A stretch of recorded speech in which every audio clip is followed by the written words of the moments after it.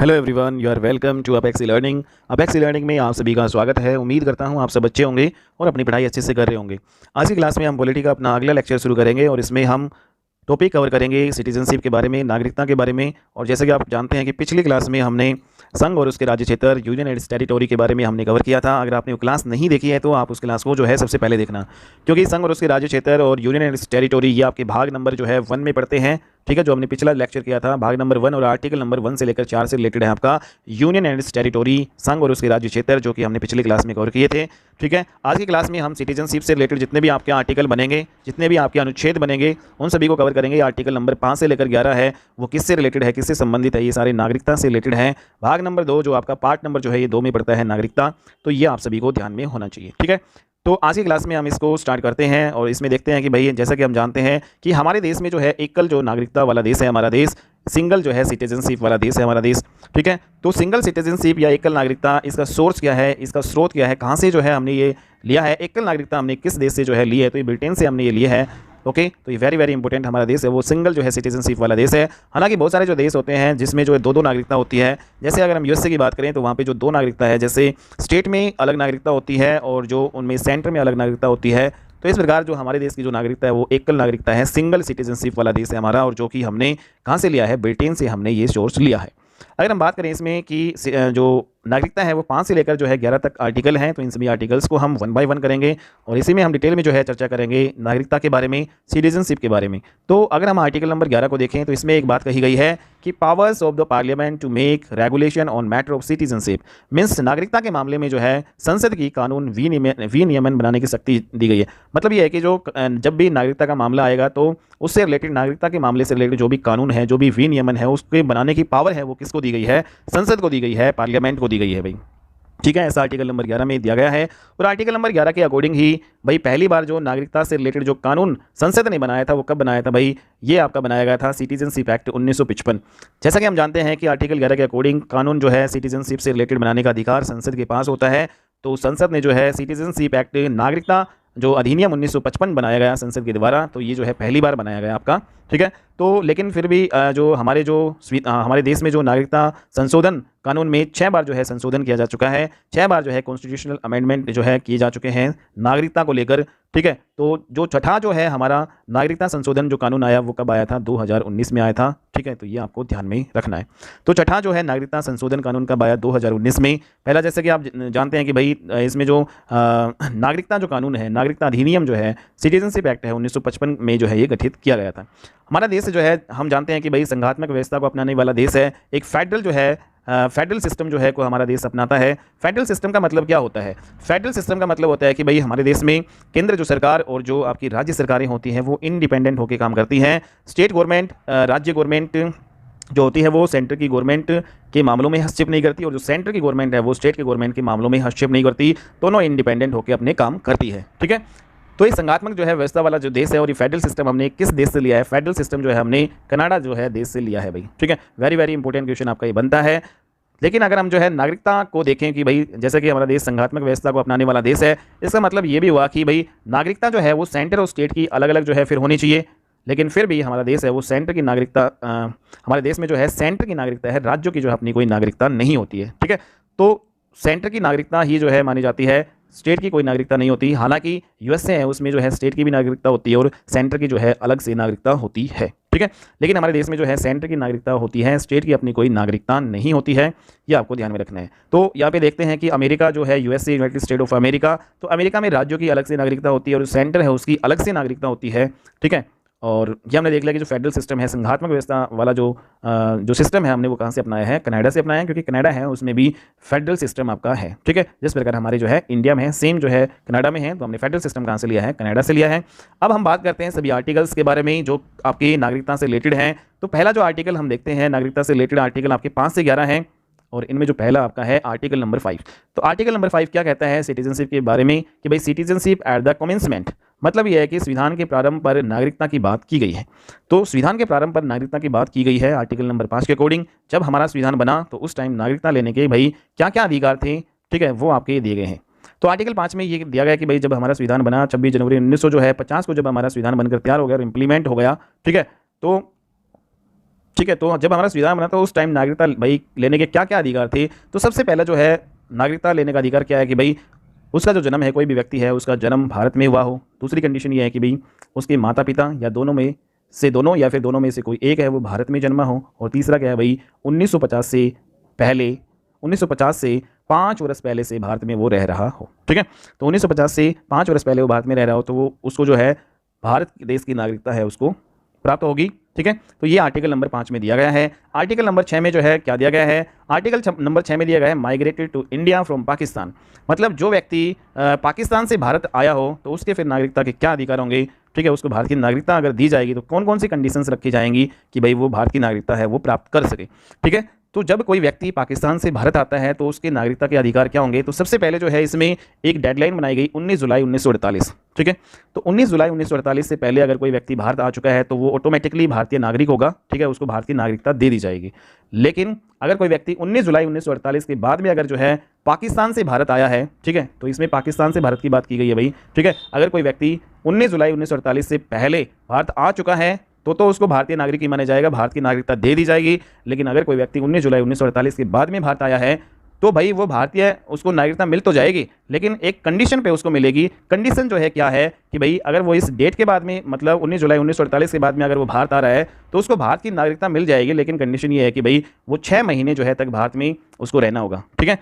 तो पहले उसे क्या होना पड़ेगा, 6 महीने भारत में ही रहना होगा, तब जाकर उसको भारत की नागरिकता है वो प्राप्त होगी, ले सकता है वो। ठीक है। तो ये आपका आर्टिकल नंबर 6 में दिया गया है भाई। आर्टिकल नंबर 6 में क्या है, अगर कोई व्यक्ति पाकिस्तान से भारत आ रहा है तो इसमें एक डेडलाइन बनाई गई 19 जुलाई 1948, ये डेट ध्यान रखेंगे। अगर वो इससे पहले भारत आ चुका है तो उसको ऑटोमेटिकली भारत का ही नागरिक माना जाएगा, भारत की नागरिकता दे दी जाएगी। लेकिन अगर वो इस डेट के बाद में भारत आता है तो उसको नागरिकता भारत की दे तो दी जाएगी, लेकिन उसको 6 महीने तक जो है भारत में रहना पड़ेगा। ठीक है। ये आर्टिकल नंबर 6 में दिया गया है। आर्टिकल नंबर 7 है, उसमें क्या दिया गया है ये हम देख लेते हैं। तो इसमें अगर कोई व्यक्ति जो है जो भारत से पाकिस्तान चला गया है तो उसकी नागरिकता के क्या अधिकार होंगे। ठीक है। तो migrated to Pakistan from India, तो इसमें अगर हम देखें यहाँ पे अगर कोई व्यक्ति है वो 1 मार्च 1947 के बाद अगर वो भारत से पाकिस्तान गया है तो उसकी नागरिकता है का अधिकार है वो खत्म हो जाएगा। मतलब उसकी इंडियन जो है सिटीजनशिप है वो क्या हो जाएगी, खत्म हो जाएगी, भारत की नागरिकता है उसकी खत्म हो जाएगी। अगर कोई व्यक्ति 1 मार्च 1947 के बाद अगर वो भारत से पाकिस्तान चला गया है तो उसकी भारतीय नागरिकता भाई समाप्त हो जाएगी। ठीक है। लेकिन अगर वो व्यक्ति जो है अगर वो पाकिस्तान जाने के बाद कोई व्यक्ति जैसे पाकिस्तान चला गया, लेकिन पाकिस्तान जाने के बाद अगर वो जैसे उसकी नागरिकता खत्म हो गई 1 मार्च अगर 1947 के बाद अगर वो भारत से पाकिस्तान गया तो उसकी ऑटोमेटिकली नागरिकता भारत की नागरिकता खत्म हो जाएगी। लेकिन अगर वही व्यक्ति अगर पाकिस्तान जाने के बाद फिर से अगर वो भारत में आता है और ये चाहता है कि भाई मुझे नागरिकता है भारत की मिल जाए, तो भाई फिर वही 19 जुलाई 1948 वाली जो है ये डेट को फॉलो करना पड़ेगा। अगर व्यक्ति जो है 19 जुलाई 1948 से पहले अगर भारत आ गया है तो उसको भारत की नागरिकता दे दी जाएगी। लेकिन अगर वो व्यक्ति 19 जुलाई 1948 के बाद भारत आता है तो भाई उसको पहले 6 महीने भारत रहना पड़ेगा और उसके बाद में जो है उसको भारत की नागरिकता दे दी जाएगी। ठीक है। तो ये आर्टिकल नंबर 7 में क्या है भाई, भारत से कोई पाकिस्तान जा रहा है। ठीक है। और आर्टिकल नंबर 6 में क्या है, जो पाकिस्तान से अगर कोई भारत आया है। ठीक है। नेक्स्ट आर्टिकल नंबर जो है 8 है, इसमें देखेंगे कि भाई इसमें PIOs से रिलेटेड है आपके भाई। जैसे PIOs क्या होते हैं, पीपल ऑफ इंडियन ओरिजिन, जो भारतीय मूल के व्यक्ति होते हैं उससे रिलेटेड ये आर्टिकल है। भारतीय मूल के व्यक्ति जो होते हैं वो विदेशी नागरिक होते हैं भाई। ठीक है। इसमें जो आर्टिकल नंबर 8 है मेनली इसमें NRI और PIO और OCI, तो NRI, PIO और OCI ये जो है इससे रिलेटेड जो है नागरिकता के रूल्स एंड रेगुलेशन दिए गए हैं इसमें आर्टिकल नंबर 8 में। ओके। तो NRI क्या होते हैं, NRI होते हैं नॉन रेजिडेंशियल इंडियन। ठीक है। NRI क्या होते हैं, नॉन रेजिडेंशियल इंडियन ऐप जो है प्रवासी भारतीय। ठीक है। और इसमें PIOs क्या होते हैं भाई, people of Indian origin, means ये भारतीय मूल के व्यक्ति होते हैं। और OCI क्या होते हैं, ओवरसीज सिटीजन ऑफ इंडियन। ठीक है। तो समुद्र पार भारतीय व्यक्ति ये आपके होते हैं। तो इससे रिलेटेड जो है नागरिकता के रूल एंड रेगुलेशन दिए गए हैं आर्टिकल नंबर 8 में। अगर बात आ जाए NRI, PIO और OCI जो ओवरसी सिटीजन इंडियंस, जो समुद्र पार भारतीय व्यक्ति, भारतीय मूल के व्यक्ति, और जो ये आपके सारे हैं। ठीक है। तो ये सारे आर्टिकल नंबर 8 में दिए गए हैं, इनके रूल एंड रेगुलेशन नागरिकता से रिलेटेड। ठीक है। सबसे पहले अगर हम बात करें PIOs की, तो इसका मतलब क्या होता है, पीपल ऑफ इंडियन ओरिजिन, भारतीय मूल के व्यक्ति होते हैं। अगर हम एक एग्जाम्पल से समझे कि भाई PIOs क्या होते हैं, तो जैसे कि आपने देखा होगा कि भाई सुनीता विलियम्स जो आपकी साइंटिस्ट थी जो अंतरिक्ष में गई थी। ठीक है। मूल रूप से जो है भारतीय मूल की है। भारतीय मूल ये कैसे है कि भाई सुनीता विलियम्स है, हालांकि इनका जन्म है वो अमेरिका में हुआ है, लेकिन इनके जो फादर हैं वो गुजरात के थे। तो सुनीता विलियम जो है हमारे भारतीय मूल की व्यक्ति मानी जाएगी। ठीक है। तो PIOs क्या होते हैं, ये भारतीय मूल के व्यक्ति होते हैं। ठीक है। इनमें इन भारतीय मूल के व्यक्ति ये विदेशी होते हैं भाई, ठीक है, इनका जन्म विदेश में हुआ है, विदेशी होते हैं। हालांकि इनके जो पेरेंट्स हैं, इनके दादा दादी, नाना नानी, इनमें से जो कोई एक जो है वो क्या होता है, हमारे देश का होता है, ठीक है। तो भारतीय मूल के व्यक्ति PIOs इनको कहा जाता है, ठीक है। तो भारतीय मूल का जो व्यक्ति होता है तो वो कैसे भारत की नागरिकता प्राप्त कर सकता है, वो हम देखते हैं। तो अगर हम बात करें कि भारतीय मूल का व्यक्ति है वो किसे माना जाएगा, PIOs हैं वो कौन होते हैं, तो उसके बारे में हम देख लेते हैं, ठीक है। भारतीय मूल का व्यक्ति PIOs ये होते हैं। तो भारतीय मूल का व्यक्ति किसे माना जाएगा, जो व्यक्ति दूसरे देश में अगर वो जन्मा है, ठीक है, जैसे सुनीता विलियम है, दूसरे देश में उसका जन्म हुआ है अमेरिका में, ठीक है, लेकिन अगर उसके माता पिता या दोनों या फिर दोनों में से कोई एक, या फिर उसके नाना नानी दोनों या दोनों में से कोई एक, या फिर उसके दादा दादी दोनों या दोनों में से कोई एक जो है वो भारत का नागरिक है, भारत के नागरिक हैं, तो वो व्यक्ति जो है जो दूसरे देश में जन्मा है तो वो क्या माना जाएगा, वो भारतीय मूल का व्यक्ति माना जाएगा, ठीक है। तो जैसे सुनीता विलियम है वो भारतीय मूल की व्यक्ति है, ओके। तो इससे रिलेटेड हम एक बार इसमें डिफरेंस देख लेते हैं भाई। ये जो आर्टिकल नंबर 8 में आते हैं, आर्टिकल नंबर 8 में जो नागरिकता के जो कानून हैं जो इनको दिए गए हैं NRI को, ठीक है, PIOs को और OCIs। तो हमने देख लिया कि NRI कौन होते हैं, जो नॉन रेजिडेंशियल इंडियंस होते हैं, ये अनिवासी भारतीय होते हैं, ठीक है। NRI है वो अनिवासी भारतीय होते हैं, भारतीय नागरिक होते हैं, जबकि PIOs means people of Indian origin, ये भारतीय मूल के व्यक्ति होते हैं, ठीक है। तो ये जो PIOs होते हैं ये विदेशी नागरिक होते हैं, इनका जो जन्म है वो कहाँ पे होता है, ये विदेश में होते हैं, विदेश में रहते हैं, विदेशी नागरिक होते हैं, इनका जन्म भी कहाँ पे हुआ है, विदेश में होता है। और उसके बाद में जो ओवरसीज सिटीजन ऑफ इंडिया है, ये समुद्र पारीय भारतीय व्यक्ति है, ये भी जो है विदेशी नागरिक होते हैं, ठीक है। जो आपके OCI हैं वो भी क्या होते हैं, जो जिनको समुद्र पारीय भारतीय व्यक्ति बोला जाता है, ये भी क्या होते हैं, विदेशी नागरिक होते हैं, विदेश में रहते हैं, ठीक है।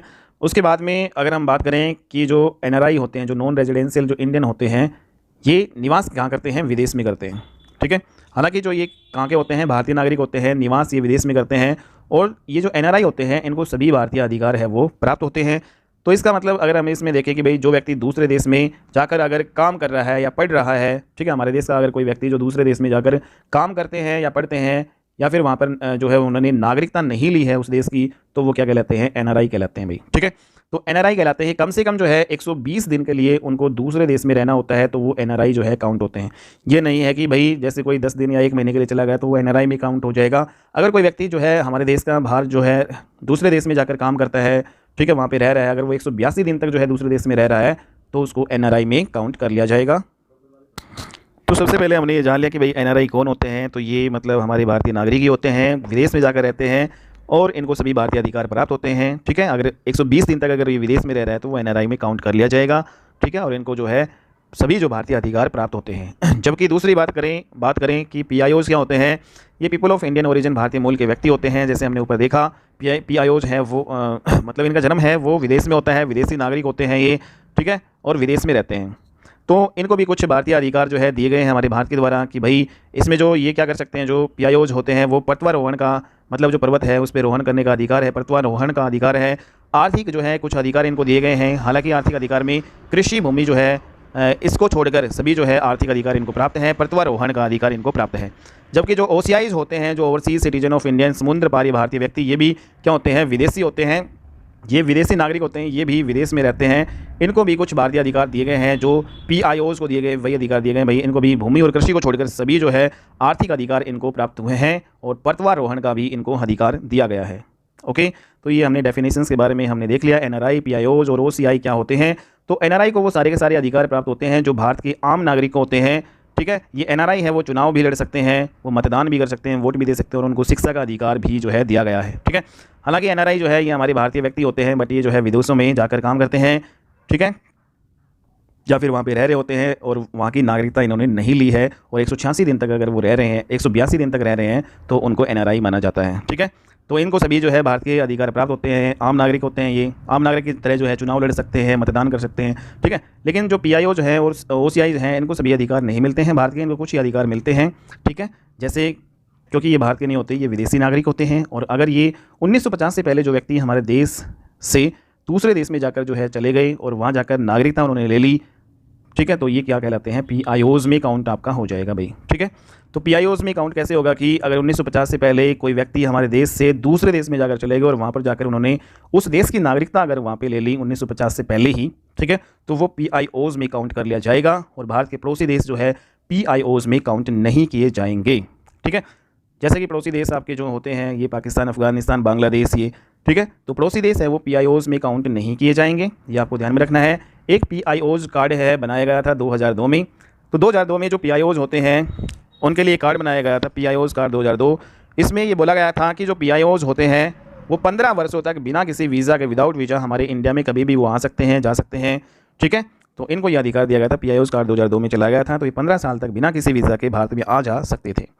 लेकिन OCIs की बात करें तो OCIs में पाकिस्तान और बांग्लादेश है उसको छोड़कर, ठीक है, पाकिस्तान और बांग्लादेश क्योंकि ये हमारे भारत के हिस्से हुआ करते थे, तो इन दो देशों को छोड़कर 1950 से पहले जो व्यक्ति हमारे देश से दूसरे देश में चले गए उनको OCIs में काउंट किया जाएगा, ठीक है। तो OCIs में किनको काउंट किया जाएगा? जो पाकिस्तान और बांग्लादेश को छोड़कर अगर कोई व्यक्ति 1950 से पहले हमारे भारत से दूसरे देश में जाकर चले गए और वहाँ की उन्होंने नागरिकता ले ली तो वो OCIs में काउंट हो जाएगा भाई, ठीक है। तो OCIs कार्ड फिर इसमें बनाया गया, 2005 में भी बनाया गया OCI कार्ड इसमें। तो इसमें वही है, बिना किसी वीज़ा के आजीवन जो है भाई आप कभी भी आ सकते हैं इंडिया में और कभी भी जो है आप जा सकते हैं, ये OCIs कार्ड बनाया गया था 2005 में, ठीक है। हालांकि एक इंपॉर्टेंट जो यहाँ पे टर्म है कि जो शिक्षा का जो अधिकार है, ठीक है, शिक्षा का अधिकार आपका वैसे आर्टिकल नंबर 21 का क्लोज ए से रिलेटेड है, वेरी वेरी इंपॉर्टेंट, काफ़ी बार एग्जाम में पूछा जाता है। आर्टिकल 21 क्लोज ए किससे रिलेटेड है? शिक्षा का अधिकार से रिलेटेड है। तो जो शिक्षा का अधिकार है वो जो है NRI हो, चाहे PIOs हो या फिर OCIs हो, इन सभी को प्राप्त हैं, ठीक है। तो हमारे देश में सभी जो है आकर पढ़ाई कर सकते हैं, शिक्षा ले सकते हैं, ठीक है भाई। तो सभी को अधिकार है शिक्षा का अधिकार, हालांकि इनको सभी अधिकार प्राप्त नहीं है, ठीक है। NRI है उनको सभी अधिकार प्राप्त है हमारे भारत के। तो यहाँ पे हाल ही में जो है PIOs कार्ड है को OCI कार्ड में कन्वर्ट कर दिया गया है, 2015 में जो है ये आपका कानून आया था उसमें, और उसमें OCI जो है को जो सारे अधिकार प्राप्त थे वो PIOs को भी प्राप्त आपके हैं, ठीक है। तो ये ध्यान में रखना है, 2015 में ये आपका भाई PIOs कार्ड है उसको OCI कार्ड है उसमें बना दिया गया। जो OCI को अधिकार जो प्राप्त थे वो सारे के सारे अधिकार PIOs को भी दे दिए गए इसके अकॉर्डिंग, ठीक है। अगर यहाँ पे अगर इम्पोर्टेंट बात करें कि भाई यहाँ पे अगर हम इम्पोर्टेंट बात करें कि अगर कोई व्यक्ति या कोई बच्चा है वो जैसे जहाज़ में जन्म ले लेता है, अगर वो किसी भी देश का है या अपने देश का है, तो वो मतलब हर देश का अलग अलग जो है ये मानना है। USA जो है ये कहता है कि भाई जो USA है वो एरिया के हिसाब से देखता है कि भाई अगर किसी बच्चे ने, जैसे कोई जहाज़ है जैसे कि USA के ऊपर से अगर वो गया है और वहाँ बच्चे का जन्म हो गया है तो वो USA का ही माना जाएगा। USA है वो एरिया को जो है मानता है कि भाई अगर वो हमारे एरिया में जन्म लिया है ना, चाहे कोई भी देश का अगर वो जहाज़ है, अगर हमारे एरिया में उसका जन्म हुआ है तो वो USA का ही बच्चा माना जाएगा, ठीक है। तो उसको USA की नागरिकता दे दी जाएगी उस बच्चे को, ठीक है। लेकिन कुछ देश हैं जो रजिस्ट्रेशन के आधार पर जो है मानते हैं कि भाई ये हमारे देश का बच्चा होगा, ठीक है। जैसे अगर कोई जहाज़ है किसी भी देश में जाए, अगर वह जहाज़ भारत का रजिस्टर्ड है तो उस जहाज़ में जन्म लेने वाला बच्चा भारत का नागरिक होगा। कुछ देश ऐसे हैं जो ये मानते हैं, जैसे भारत है, ब्रिटेन है, UNO है, ये रजिस्ट्रेशन के जो है आधार को फॉलो करते हैं, ठीक है। रजिस्ट्रेशन का मतलब अगर जैसे कोई जहाज़ है किसी भी देश में जो अगर वो जा रहा है और अगर वो जहाज़ जैसे हमारे भारत की बात करें, अगर जहाज़ हमारे देश का है, ठीक है, और उस जहाज़ में जो किसी देश के ऊपर से अगर वो जा रहा है और वहाँ पे उसने बच्चे ने जन्म ले लिया तो वो भारत का नागरिक ही माना जाएगा, क्योंकि भारत जो है वो किसको फॉलो करता है? रजिस्ट्रेशन को फॉलो करता है। भाई जहाज़ है वो भारत का है, ठीक है, भारत का रजिस्टर्ड जो है जहाज़ है, अगर वो किसी भी देश में जा रहा है और वहाँ पे जन्म हो गया है तो मतलब वो भारतीय व्यक्ति माना जाएगा, ठीक है, भारत की नागरिकता उसको मिलेगी, ठीक है, भारत है उसको नागरिकता दे देगा। लेकिन USA कहता है कि भाई अगर वो किसी भी देश का है तो अगर उसने हमारे एरिया में जन्म ले लिया ना, उस जहाज़ में अगर उस बच्चे का जन्म हुआ है तो वो USA जो है कि नागरिकता उसको मिल जाएगी, ठीक है। ऐसे ही जो इसमें यहाँ पे ब्रिटेन UNO की बात की गई है। लेकिन कुछ देश हैं वो ब्लड जो है रिलेशन को फॉलो करते हैं, ब्लड के आधार पर नागरिकता देते हैं, जैसे फ्रांस है, ठीक है। अफ्रीकन जो देश हैं वो ब्लड के आधार को देखते हैं, उसी के आधार पर जो है वो नागरिकता देते हैं। जैसे फॉर एग्जांपल अगर कोई जहाज़ है, जहाज़ कह रहा है कि चाहे किसी भी देश में जाए या कहीं का भी वो रजिस्टर्ड हो, ठीक है, जहाज़ में अगर बच्चे का जन्म हुआ है तो वो ब्लड के आधार पर जिस देश का जो है जिस देश का वो ब्लड होगा उसी का जो है माना जाएगा, ठीक है। ये सब फ्रांस और अफ्रीकन जो है कंट्री कहते हैं भाई, ठीक है। तो ये ब्लड के आधार पर जो है देखते हैं। USA है एरिया के आधार पर देख रहा है, और जो आपका हमारा जो भारत है, ब्रिटेन है, UNO है, ये जो है रजिस्ट्रेशन के आधार पर जो है देख रहे हैं, ठीक है। इनके आधार पर ये मानते हैं कि भाई वो हमारे देश का है, अब दूसरे देश की नागरिकता का है। अब अगर हम बात करें कि भाई जो नागरिकता कानून 1955 बनाया गया था, तो ये लगभग जो है 6 बार इसमें संशोधन किया गया और अब तक जो है 6 बार इसमें संशोधन किए जा चुके हैं। सबसे पहले जो है संशोधन नागरिकता कानून में 1986 में हुआ, दूसरी बार 1992 में हुआ, तीसरी बार 2003 में, चौथी बार 2005 में, पांचवी बार 2015 में और छठी बार जो है 2019 में जो है नागरिकता कानून जो है 1955 में संशोधन किया गया है भाई, ठीक है। आर्टिकल नंबर 8 में हमने ये देख लिया है। आर्टिकल नंबर 8 जो आपका एनआरआई हो गया, पीआईओज और ओसीआई है, उससे रिलेटेड जो भी नागरिकता के अधिकार है वो हमने देख लिए हैं। आर्टिकल नंबर 9 है, ये क्या बात करता है कि अगर हमारे देश का कोई व्यक्ति दूसरे देश की नागरिकता ले लेता है तो भारतीय नागरिकता है वो क्या हो जाएगी, समाप्त हो जाएगी। तो अगर कोई भी हमारे देश का व्यक्ति दूसरे देश की नागरिकता ले लेता है तो भारत की नागरिकता ऑटोमेटिक समाप्त हो जाएगी। आर्टिकल नंबर 9 में दिया गया है। ठीक है। आर्टिकल 10 में क्या दिया गया है कि भाई राइट टू सिटीजनशिप कॉन्टिन्यूएंस की बात की गई है कि भाई नागरिकता के अधिकार का बना रहना। ठीक है। जैसे कि आप देखते हैं कि भाई आर्टिकल नंबर 5 से लेकर 8 है, यहाँ तक जो भी नागरिकता बनी हुई है वो नागरिकता आपकी जो है आर्टिकल नंबर 5 से 8 में जो नागरिकता है जो बनी हुई है वो बनी रहेगी जब तक संसद में कोई बदलाव नहीं करेगी। तो संसद जो है को पावर है नागरिकता के कानून को जो है बदलने की या अमेंडमेंट करने की। तो संसद जब तक जो कोई बदलाव नहीं करेगी तब तक जो है आर्टिकल नंबर 5 और 8 में जो भी नागरिकता बनी हुई है वो आपकी बनी रहेगी। ठीक है। तो ये आर्टिकल 10 में है। आर्टिकल 11 में क्या है कि भाई नागरिकता के मामले पर कानून बनाने का अधिकार है वो संसद के पास है। ठीक है। और संसद है वो साधारण बहुमत के आधार पर जो है ये आपका नियम या कानून बना सकती है। और ये संपूर्ण जो है नागरिकता के अधिकार की बात करता है, नागरिकता का कोई भी विषय हो। तो ये हमने देख लिया कि आर्टिकल 11 के तहत जो है संसद को नागरिकता के कानून पर नागरिकता कानून बनाने का अधिकार है। और अगर हम देखें कि पहली बार जो है जो नागरिकता कानून 1955 में बनाया गया संसद के द्वारा, और नागरिकता कानून 1955 जो लाया गया और इसमें नागरिकता कैसे ली जाएगी और कैसे उसको समाप्त की जाएगी वो दिया गया है। तो इसमें कैसे नागरिकता जो है ले सकते हैं, अगर जो है बाई बर्थ है, बाई बर्थ ले सकते हैं नागरिकता। ठीक है। वंशक्रम के आधार पर नागरिकता ले सकते हैं, बाई रजिस्ट्रेशन के आधार पर नागरिकता ली जा सकती है, बाई नेचुरलाइजेशन मीन्स देशीकरण के आधार पर जो है ये नागरिकता ली जा सकती है, बाई एक्विजिशन ऑफ लैंड। ठीक है। भूमि के अर्जन के द्वारा जो है ये सारी चीज़ें दी गई हैं, इनके आधार पर जो है नागरिकता ले सकते हैं और यहाँ पे खत्म कर सकते। तो पहली बात अगर हम यहाँ पे बर्थ की बात करें बाई बर्थ, तो इसमें बाई बर्थ नागरिकता कैसे ली जा सकती है। अगर भाई पहले सिंपली किसी भी बच्चे का जन्म अगर भारत में हुआ है तो वह जन्म से ही क्या माना जाएगा, भारतीय व्यक्ति माना जाएगा, उसको भारतीय नागरिकता प्राप्त होगी। ठीक है। दूसरी कंडीशन ये है कि अगर कोई व्यक्ति दूसरे देश की दंपति, अगर कोई दूसरे देश की जो दंपति है वो भारत में आती है और बच्चे का भारत में जन्म होता है। ठीक है। तो जो जन्मा हुआ बच्चा है भारतीय व्यक्ति नहीं माना जाएगा। ओके। अगर कोई दूसरे देश की दंपति भारत में आती है और बच्चे का जन्म भारत में होता है तो भारतीय व्यक्ति नहीं माना जाएगा। ओके। तो ये आपको देखना है। तीसरा इसमें जो है बाई बर्थ में कंडीशंस क्या लगा रखी है कि भाई अगर दोनों में से एक जो है भारत का है और एक विदेश का है तब बच्चा जन्मा हुआ जो भारतीय व्यक्ति माना जाएगा अगर वह भारत में पैदा होता है। ठीक है। तो भाई कोई जो विदेशी दंपति है अगर उनमें से एक भारत का है और एक विदेश का है और भारत में अगर वो आए हुए हैं और भारत में अगर बच्चे का जन्म होता है तो व्यक्ति क्या मान लिया जाएगा, भारतीय व्यक्ति माना जाएगा, उसको भारतीय नागरिकता दी जाएगी। चौथी कंडीशन क्या है कि दूसरे देश के जो राजदूत होते हैं, भाई कई बार जो हाई कमिश्नर होते हैं वो भी हमारे देश में रहते हैं, तो क्या इनके जो बच्चे हैं वो भारतीय नागरिक हो जाते हैं अगर इनका जन्म भारत में होता है? तो वो नहीं होगा। ठीक है। अगर दूसरे देश के राजदूत अपने भारत में आते हैं और इनके यहाँ पे जन्म होता है, ठीक है, तो भारतीय नागरिक वो नहीं माना जाएगा। ओके। नेक्स्ट जो है इसमें आधार दे रखा है भाई वंशक्रम के आधार पर जो है कैसे कैसे नागरिकता जो है दी जाएगी या भारत का नागरिक होगा। अगर हमारे देश का कोई व्यक्ति, जैसे हमारे देश का कोई व्यक्ति है दूसरे देश की लड़की से अगर वो शादी कर लेता है, जैसे रशिया देश है, रशिया देश की लड़की से शादी कर लेता है और वहीं पर वो रहने लगता है, लेकिन उसने जो है अभी तक रशिया की नागरिकता नहीं ली है, ठीक है, तो भाई उससे जन्मा व्यक्ति जो है भारतीय होगा भाई। ठीक है। बस शर्त यह है कि भाई उसको 1 साल के अंदर अंदर रजिस्ट्रेशन उसको कराना होगा। तो ये इसमें दिया गया है। अगर कोई दूसरे देश की लड़की से हमारे देश का लड़का शादी करता है और उसने उस देश की नागरिकता जो है नहीं ली है, जहाँ जिस देश की लड़की से उसने शादी की है उस देश की नागरिकता अगर उसने नहीं ली है और बच्चा जो जन्म लेता है तो बच्चा क्या होगा, भारतीय व्यक्ति होगा, लेकिन उसको 1 साल के अंदर अंदर उस जो बच्चे का रजिस्ट्रेशन करवाना होगा। ठीक है। तीसरा इसमें रजिस्ट्रेशन के आधार पर क्या क्या जो है इसमें दिया गया है, भाई दूसरे देश का कोई भी व्यक्ति अगर भारतीय नागरिकता अगर वो लेना चाहता है, भारतीय नागरिकता प्राप्त करना चाहता है, तो भाई जो पीआईओज होते हैं ना उनको 7 वर्ष का प्रावधान किया गया है और ओसीआई है वो 5 वर्ष का प्रावधान किया गया। मतलब जो पीआईओज है उसको 7 वर्ष तक भारत में रहना पड़ेगा और ओसीआई जो है उसको 5 वर्ष तक भारत में रहना पड़ेगा, तब जाके उसको भारत की नागरिकता मिलेगी। ठीक है। अगर कोई दूसरे देश का व्यक्ति भारत की नागरिकता लेना चाहता है तो ये कंडीशन इसमें दी गई है। नेक्स्ट जो हमारा बाय नेचुरलाइजेशन, देशीकरण के द्वारा भी जो है नागरिकता मिल सकती है। इसमें ये दिया गया है कि अगर बाहर का कोई व्यक्ति अगर हमारे देश में शरण लेता है और वीज़ा से वैलिड तरीके से वो अगर रह रहा है, ठीक है, अगर वो व्यक्ति वीज़ा से वैलिड तरीके से रह रहा है और वो 14 वर्षों में से 11 वर्ष जो है भारत में रहता है तो उसे भारतीय नागरिकता मिल जाएगी। ये आपका कानून जो 1955 के कानून के आधार पर। ठीक है। तो 1955 का जो नागरिकता जो कानून था उसमें ये दिया गया कि भाई 14 वर्षों में से अगर वो 11 वर्ष तक जो है भारत में रह रहा है तो उसको भारतीय नागरिकता मिल जाएगी।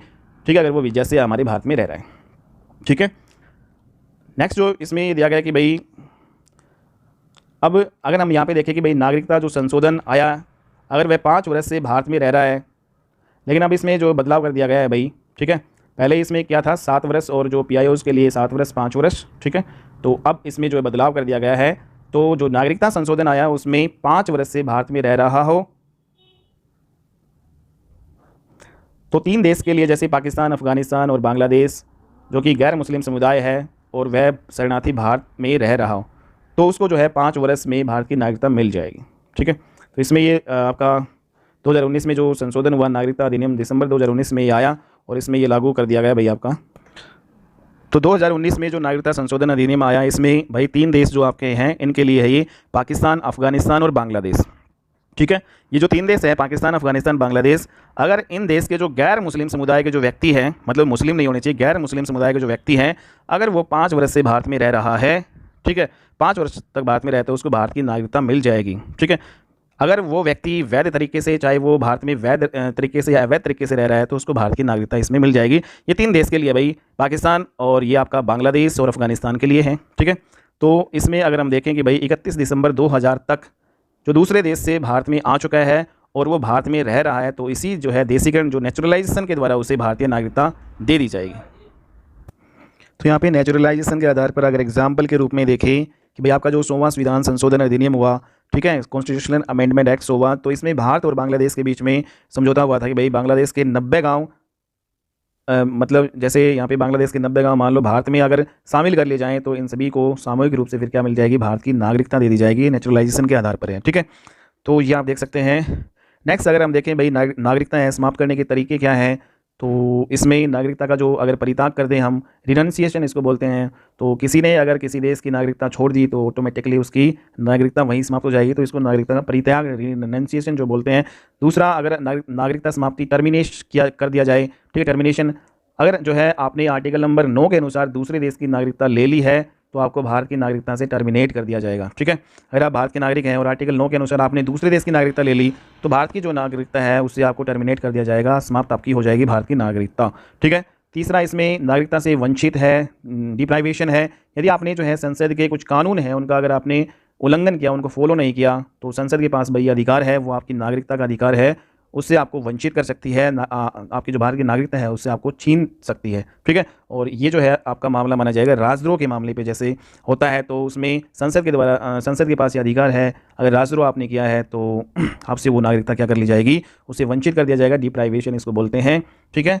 तो नेक्स्ट अगर हम देखें फंडामेंटल राइट में ऐसे कौन से मौलिक अधिकार हैं जो केवल भारतीयों को प्राप्त है, तो नागरिकता के मामले में जो है कुछ कौन से मौलिक अधिकार हैं जो केवल और केवल भारतीयों को प्राप्त हैं, तो इसमें article number 15, article number 16, article number 19, 29 और 30। तो 15, 16, 19, 29 और 30 ये ऐसे आपके जो मौलिक अधिकार हैं, ठीक है, इनके अलावा जितने भी जो मौलिक अधिकार हैं वो भारतीयों और विदेशी जो हैं दोनों को प्राप्त हैं भाई, ठीक है। तो इनको छोड़कर जो ये केवल और केवल भारतीयों को प्राप्त है, ओके। तो कौन कौन से मौलिक अधिकार हैं जो केवल भारतीयों को प्राप्त है, तो इसमें अगर आ जाए तो ये सारे ही हैं, 15, 16, 19, 29 और 30, ये 5 ऐसे मौलिक अधिकार हैं जो केवल भारतीयों को प्राप्त है। इसके अलावा जितने भी आपके मौलिक अधिकार बच गए वो सारे के सारे भारत को तो प्राप्त है ही हैं, विदेशों को जो है भी वो मौलिक अधिकार प्राप्त है। नेक्स्ट अगर हम यहाँ पे देखें कि अभी हमारा 2019 का जो नागरिकता संशोधन कानून आपका आया, ठीक है, दिसंबर 2019 में, तो सिटीजनशिप अमेंडमेंट एक्ट ये 2019 आया, तो इसमें क्या था तो वो हम देख लेते हैं। तो इसमें ये था कि भाई इसमें 3 देश थे, 3 देशों में गैर मुस्लिम जो समुदाय है उसको मतलब ये दिया गया था नागरिकता, अगर वो 5 वर्षों तक जो है भारत में रह रहा है, कोई भी गैर मुस्लिम समुदाय जो अफगानिस्तान, पाकिस्तान या बांग्लादेश का है, ठीक है, और ये गैर मुस्लिम अगर वो व्यक्ति है और वो 5 साल तक वो रह रहा है, तो उसको भारत की नागरिकता है दे दी जाएगी। तो ये जो इसमें जो 6 समुदाय माने गए, जिसमें गैर मुस्लिम में भी हिंदू, ठीक है, सिख, जैन, बौद्ध, ठीक है, तो जैन और बौद्ध हो गया, ठीक है, हिंदू सिख 2 ये हो गए, और पारसी और क्रिश्चियन।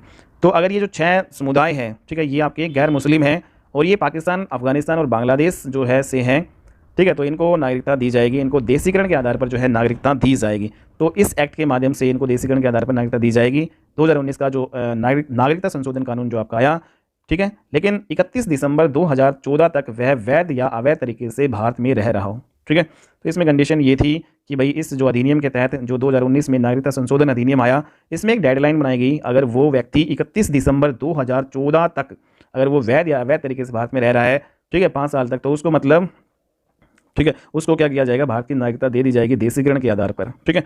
तो नागरिकता संशोधन कानून 2019, इसमें भाई विपक्ष और आपका जो पक्ष जो है इनके बीच में भाई विरोध भी है, ठीक है, विपक्ष है इसने विरोध किया है इसका नागरिकता संशोधन कानून 2019 का। ठीक है, तो पक्ष और विपक्ष ने इस कानून को लेकर क्या क्या बातें कही है। पक्ष वाले कहते हैं कि भाई इससे एक तो देश की सुरक्षा बढ़ेगी और जो भेदभाव है धार्मिक उत्पीड़न है वो आपका क्या होगा, कम होगा। लेकिन विपक्ष ने इसका विरोध जो है क्यों किया 2019 का नागरिकता संशोधन कानून का, क्योंकि इसमें एक तो ये जो आपका कानून है 2019 वाला, ये एक आर्टिकल नंबर 14 है उसका उल्लंघन करता है जो समानता का अधिकार देता है भाई। ठीक है, जैसे इसमें समानता का अधिकार की बात करें, ठीक है, समानता का अधिकार जो है आर्टिकल 14 ये कहता है कि भाई सभी को समान अधिकार जो है। तो इसमें जो आपके जो 6 धर्म हैं जो गैर मुस्लिम समुदाय हैं केवल उनको ही ये दिया गया है, तो बाकी जो मुस्लिम समुदाय को ये नहीं दिया गया। तो ये आर्टिकल 14 का उल्लंघन बताया है विपक्ष ने। ठीक है, दूसरा इसमें पंथ निरपेक्षवाद का उल्लंघन जो है बताया इन्होंने। और जो तीसरा इसमें जो असम समझौता आपका हुआ था 1971 में उसका भी उल्लंघन बताया है। और चौथा इसमें भाई एक आर्थिक जो खर्चा है इसमें ज़्यादा होगा उसकी भी बात बताई है। तो अगर यहाँ पे देखें कि भाई आर्टिकल जो 14 का उल्लंघन है वो किस प्रकार से है भाई, जैसे कि हम देखते हैं कि भाई जो आर्टिकल 14 में दिया गया कि विधि के समक्ष है, समता की बात की गई है। ठीक है, तो विधियों का समान संरक्षण की बात की गई है इसमें। और ये जो आर्टिकल 14 है वो भेदभाव डिस्क्रिमिनेशन की भी जो है बात करता है। लेकिन जो भेदभाव है वो कैसा होना चाहिए, भेदभाव है वो रीजनेबल होना चाहिए, युक्तियुक्त होना चाहिए, वो मनमाना नहीं होना चाहिए। ठीक है, तो समता की बात करता है और भेदभाव की भी बात करता है, लेकिन भेदभाव है वो रीजनेबल होना चाहिए और मनमाना नहीं होना चाहिए। तो इस प्रकार जो आर्टिकल नंबर जो 14 है इसका उल्लंघन माना गया है, क्योंकि इसमें गैर मुस्लिम समुदाय को ही ये अधिकार दिया गया है, देशीकरण के आधार पर नागरिकता का अधिकार दिया गया है, मुस्लिम जो है समुदाय को नहीं दिया गया। तो ये ऐसा विपक्ष का मानना है। दूसरा इसमें एग्जाम्पल अगर यहाँ पे देखें आर्थिक वाला कि भाई जो इनकम टैक्स, हालांकि जो ये स्लैब बनाई गई है भाई इनकम टैक्स वाली, जब हमारे संविधान ये कहता है कि भाई सब बराबर है, तो इनकम टैक्स है में ये 4 स्लैब है वो क्यों बनाई गई है ABCD, जिसमें 0% और 10%, 20-30% की स्लैब बना दी गई है। तो अगर इसकी बात करें कि भाई ये कह रहा है कि हमारा संविधान जो है समता के साथ जो है भेदभाव की भी बात करते हैं, लेकिन ये जो भेदभाव है वो युक्तियुक्त होना चाहिए, रिजनेबल होना चाहिए, मनमानी पूर्ण जो है तरीके से नहीं होना चाहिए। तो विपक्ष ने ये कहा कि भाई जो आपका ये 2019 वाला जो कानून है नागरिकता वाला, ठीक है, इन्होंने कहा कि भाई ठीक है चलो वर्गीकरण आपने ये कर दिया और आपने कहा कि पाकिस्तान, अफगानिस्तान और जो बांग्लादेश है इसमें जो ये 6 धर्म के जो गैर मुस्लिम समुदाय लिए हैं ये वर्गीकरण जो आपका ये युक्तियुक्त नहीं है, ये मनमाना तरीका सा है, ये जो है विपक्ष ने जो है ये आपका कहा है। ठीक है, दूसरा इसमें नागरिकता जो संशोधन कानून जो आपका ये है 2019 वाला, ये पंथ निरपेक्षवाद का भी विरोध करता है। नागरिकता को धर्म के आधार पर जो है हम नहीं बांट सकते। पंथ निरपेक्षवाद का मतलब ये होता है कि भारत का अपना कोई धर्म नहीं है, भारत सभी धर्मों के प्रति न्यूट्रल है, तो फिर नागरिकता को वो धर्म के आधार पर क्यों बांट रहा है, ये विपक्ष का तर्क भाई इसमें दिया गया है कि इन्होंने जो ये कहा है कि भाई ये किसका उल्लंघन है, ये पंथ निरपेक्षवाद का भी उल्लंघन है, ऐसा विपक्ष ने ये माना है। ठीक है, तीसरा इसमें असम समझौता उल्लंघन इसमें ये बताया गया है, एग्जाम्पल दिया गया है कि भाई 1971 में आपका यह आया था, इसमें एक आ गया कि बाहर का कोई जो रोहिंग्या है वो असम में नहीं रह सकता। लेकिन जो ये कानून आया आपका 2019 वाला नागरिकता संशोधन अधिनियम, जो कि ये कहता है कि भाई 2014 तक की ही ये बात करता है, ठीक है, जो डेडलाइन दे रखी है, तो इसका मतलब ये हो गया कि भाई फिर तो 1971 के कानून को माना जाएगा या फिर जो है 2014 के कानून को। इसका मतलब तो दोनों में जो यहाँ पे विरोधाभास पैदा हो गया। ठीक है, तो ये असम समझौता का भी ये उल्लंघन बताया गया। भाई असम समझौता वाला ये माने कानून या फिर ये माने। ठीक है, नेक्स्ट जो है इसने आर्थिक खर्चा इसमें ज़्यादा होगा, ये भी विपक्ष ने जो है विरोध किया है इसका।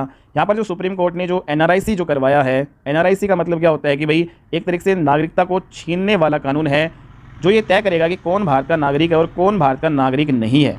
ठीक है, तो इसमें नागरिकता छीनने वाला कानून होता है NRC, इसमें तय करता है कि भाई कौन भारतीय नागरिक है और कौन नहीं है, चाहे वो किसी भी धर्म का व्यक्ति हो। यहाँ पर जो है डॉक्यूमेंटेशन की बात की गई है इसमें NRIC में कि अगर आपके पास डॉक्यूमेंटेशन है, जो सरकार ने जो डॉक्यूमेंटेशन जो आप तय किए गए हैं अगर वो आपके पास हैं, तो इसका मतलब वो भारतीय व्यक्ति है अगर डॉक्यूमेंटेशन जो तय किए गए हैं, अन्यथा वो नहीं है। अगर डॉक्यूमेंटेशन नहीं है, बेशक वो भारत में ही क्यों न हो या भारत में ही क्यों न जन्मा हो, वो भारतीय जो नागरिक नहीं माना जाएगा भाई। ठीक है, तो ये NRIC करवाया है, तो इसमें बहुत ज़्यादा खर्चा आता है।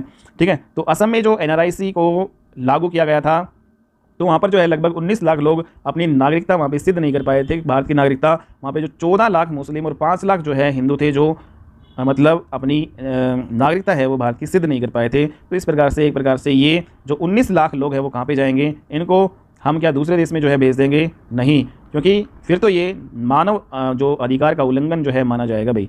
तो फिर NRC करवाने का क्या मतलब हुआ? तो इन 19 लाख लोगों के लिए अलग से जो है सेंटर बनाने होंगे, जितनी भी आधारभूत सुविधाएं हैं वो सारी की सारी इनको देनी भी पड़ेगी, तो वहाँ पे जो है खर्चा नहीं होगा क्या? तो इस प्रकार NRC करने में जो है असम में करोड़ों रुपए का खर्चा आएगा और एक प्रकार से जो है ये आर्थिक जो है स्थिति भी पैदा करेगा और इससे भारत की इकोनॉमी पर फर्क पड़ेगा सीधा सीधा। लेकिन जब 135 करोड़ की आबादी में अगर हमने NRC करवा दिया, ठीक है, वो तो असम में ही करवाया था, लेकिन पूरे भारत में अगर एनआरसी करवाया जाए तो लगभग 70,000 करोड़ रुपए का खर्चा होगा।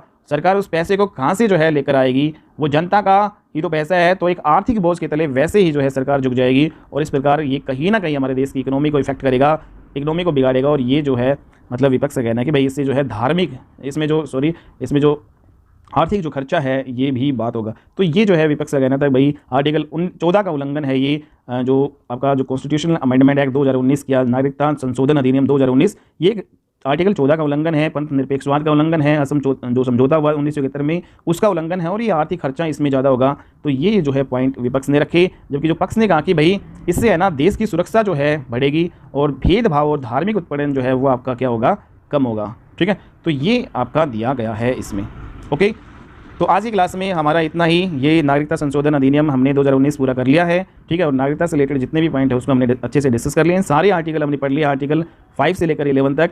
ठीक है भाई, और अगली क्लास में है संविधान जो कॉन्स्टिट्यूशन है हमारा, उसकी विशेषताएं, उनकी कैरेक्टरिस्टिक्स के बारे में पढ़ेंगे। ठीक है, आज की क्लास में इतना ही। नेक्स्ट क्लास में मिलते हैं और अच्छी वीडियो के साथ। तब तक के लिए बाय, टेक केयर।